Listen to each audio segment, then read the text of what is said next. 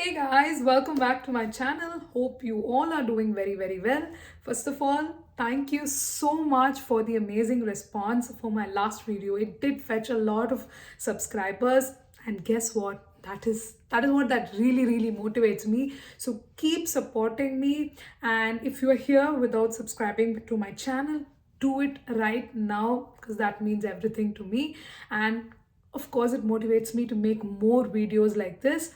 And talking about your response, I did get a lot of questions, in comment section to which I've answered, and some on Instagram to which I've answered, and some even on mails. I've tried to answer most of the questions, and I've answered questions that I actually know the answer for, or sometimes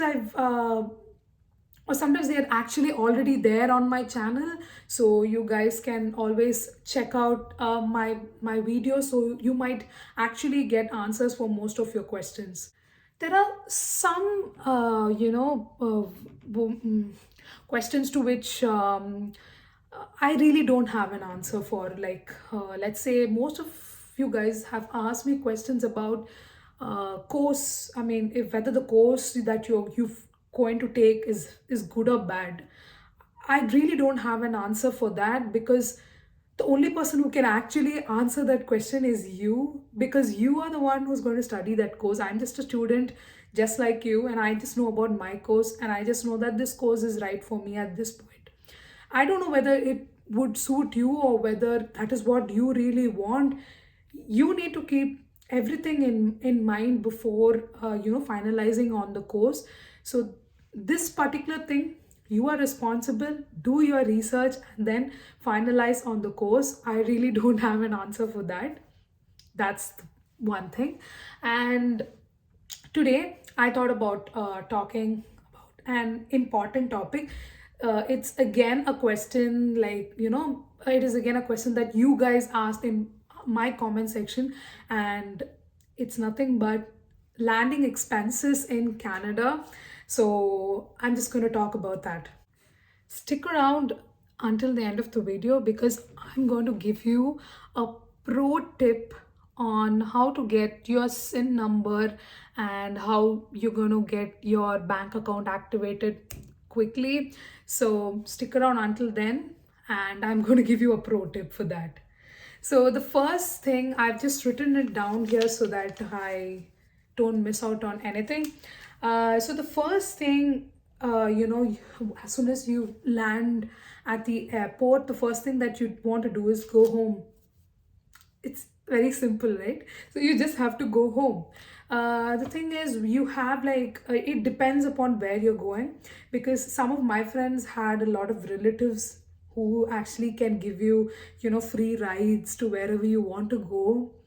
Unfortunately, I'm just not part of that. And if you are like me, you obviously have to get your own cab, or if you have a partner to share with, well and good.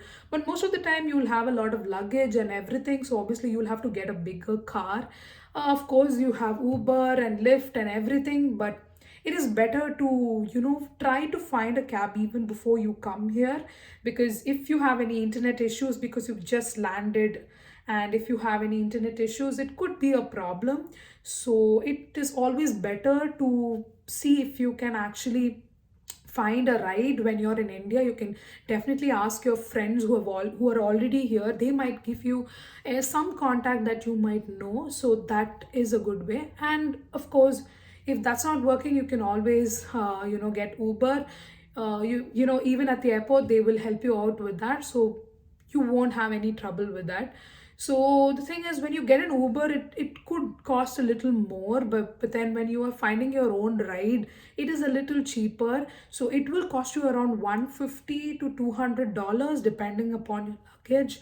And sometimes if you know the guy already, you can probably get a discount on that. So I did try to get a discount, but then I'm not going to give you the discounted amount here, because that's not the case always. So I just want you guys to be prepared for the amount that you might spend. So it would cost you around 150 to $200 depending upon, but usually it will not be more than 160, 180, but then you never know, they might ask you more, and you try to bargain, but don't really get into it, because at that point you have a lot of luggage, you just want to get to your place. So yeah, of course, so that is the range that you might get the cab for.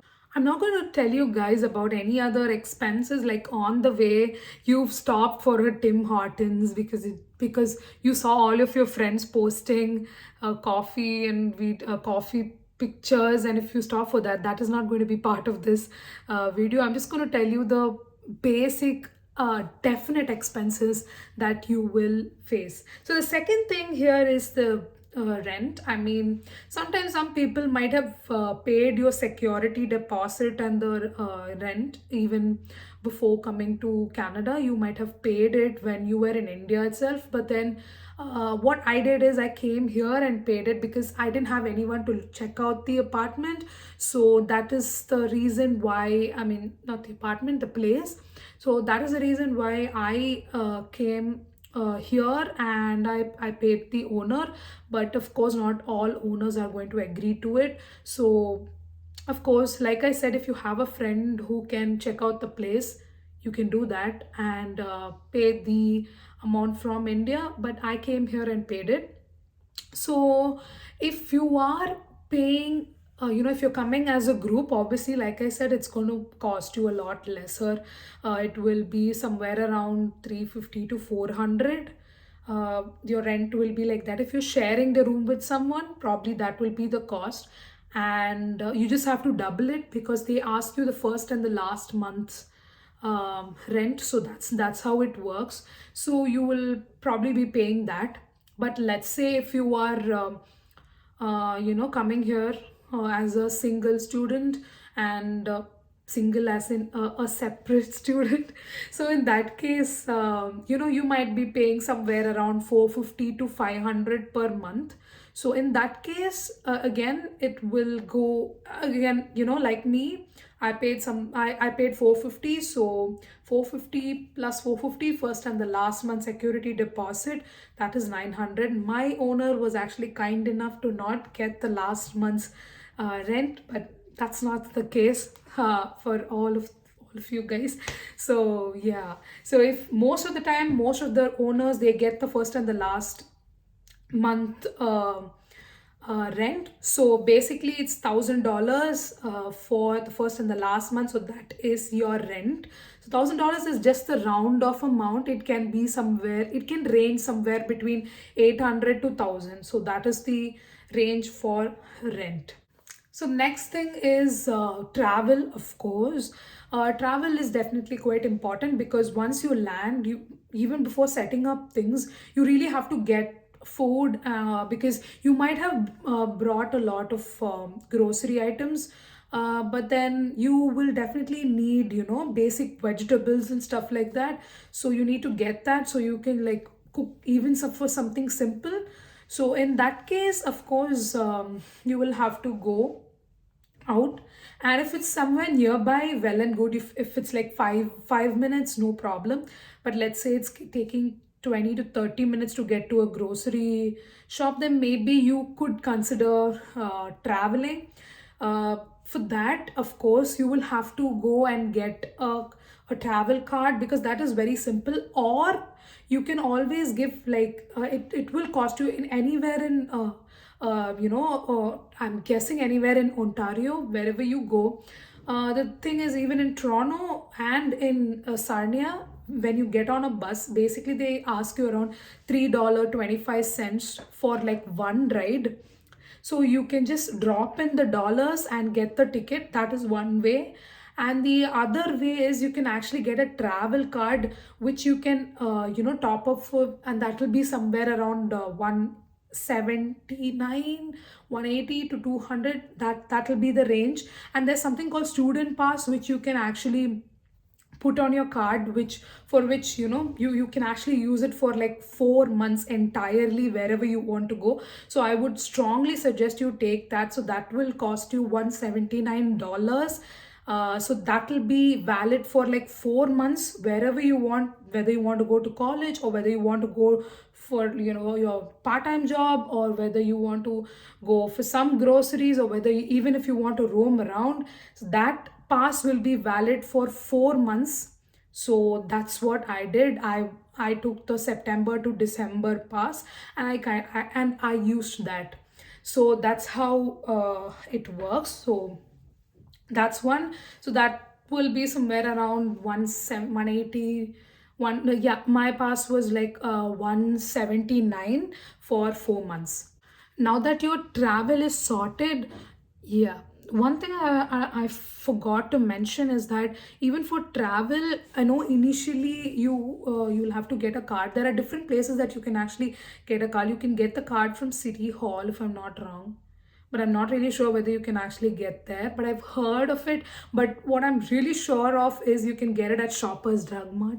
Wherever you go, you can get the travel cards in Shoppers Drug Mart. So that is what I did. From my place, it's Shoppers was around 15 to 20 minutes. So I walked for 15 to 20 minutes, got the card, updated it, and from then on I started to use the card. So that is the one thing that I did. But then for initial days, you can obviously use the coins and go around wherever you want. So the next thing is obviously groceries. Like I said, even to get vegetables and all that, you just have to go around to a nearby place. So for that, it will cost you around $50. That's like the maximum, I'm telling. I mean, it could be lesser, and it depends upon what you are buying, but I'm just giving you $50 as an, I think that that would be like sufficient for like a week, and then you can move on to whatever you want. So you waited for so long, and I think I can give you the pro tip now. The thing is, to get the SIN number, and I don't know how it works in Toronto. I have no idea. But then a lot of people said that in Toronto, it should take a lot more time when compared to Sarnia. But Sarnia is not like that. Sarnia is like I said, it's a small place, so it's easier to get stuff done there. It was pretty simple for me. It's better to go early in the morning, somewhere around 8:30 maybe. The place will actually open up at 8:30 to 8, around that time. So if you are there at 8:30, you will not need any appointment sort of things. They didn't ask me. I really don't know how things are right now. I'm just talking about September 2021. This is what I did. If you go early in the morning, because I do have some people who went in the afternoon to the Service Canada, and they were like, you need to get an appointment and stuff like that. But then I went there at 8:30, and obviously there were no appointments, or they didn't ask me for any appointment. I just went in. No one, like literally no one was there. I was like the first one to go in, and I got a SIN number in like exactly 5 minutes, because I've heard people from Brampton and Mississauga and Toronto tell stories about how long they had waited for the SIN number. But here it's not like that. In Sarnia, it's not like that. It's because, of course, there are not a lot of students who are getting it at that time. So go there at around 8:30, so that you will be the first person. And you will get it easily. So it will just take around 5 minutes. I'm hoping the situation is still the same. I don't know if things have changed, but this is what I did. And another tip is that um, right opposite to the Service Canada, you have both CIBC and Scotiabank. So I don't know, for other students, I don't know if you have done GIC in different places, but I know that most of the students would have done your GIC on CIBC or on Scotia. So to activate your account, so one, you can actually do both like on the same day. So that's a great advantage. So you can basically go there, and then you can go to CIBC or Scotia, whichever bank you belong to. But then those banks definitely ask for appointments. So when you land in Canada, if you can book an appointment, it would be great. But then if you haven't booked an appointment, you can just directly go in and tell them that you are looking to activate your account and get your GIC money, and they will give you another appointment probably for the same day. If they have an appointment left, mostly they will have an appointment for the same day, so you can definitely get that. So basically you can get both the jobs done on the same day. So the thing is, get your SIN number first and then go to the bank account, because then go activate your bank account, because mostly in the bank they would ask you your SIN number. Not mostly, they will ask you your SIN number. So go get your SIN number first and then go to the bank. So that's the pro tip. So all the costs that I said so far is somewhere around 1300 to 1500. So that is the entire range that I said for like one person. But let's say, where can you actually, reduce your cost? First thing is, if you're traveling with someone, that will definitely reduce your cost while using the cab. Of course, you can share the cab money and that will reduce the cost. So that's there. But then you should also keep in mind whether you can actually keep all of your luggage in one car. If you can, of course you can share a cab, and that will be really great. If you can share the cab money, I think that will help you out. And with the rent, again, if you are sharing the accommodation, of course it will go down, but it will not go down a lot.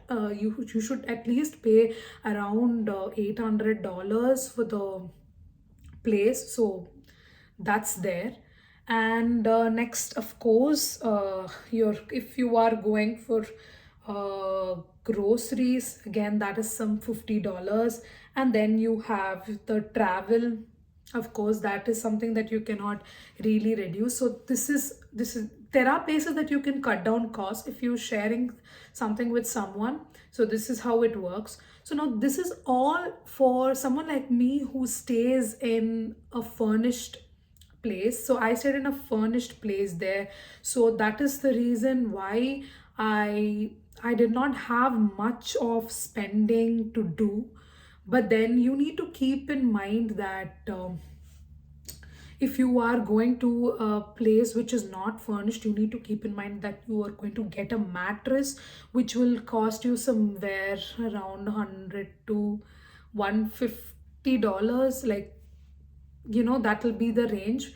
But if you can get anything for like, cheaper price, if you go to Facebook Marketplace, that's a great place where you can get a lot of second-hand stuff for a little cheaper price. So that is there. So I think mattress is like one important thing. Even you can manage without any other stuff, but then mattress is definitely important, so you need to get that. And of course, if you are very keen on getting a desk, I would suggest you to get a desk, because you don't have to strain your back and all that. So if you want to get a desk, again, that you have to do. So these are some of the costs if you get into an unfurnished apartment or an unfurnished place. I think I would strongly suggest you to find a place that's furnished, but mostly when you are sharing an apartment, mostly if you go to an apartment, it will not be furnished, mostly, most of the apartments. But if you're going to a house, residence, normal house kind of thing, then you might get a furnished place.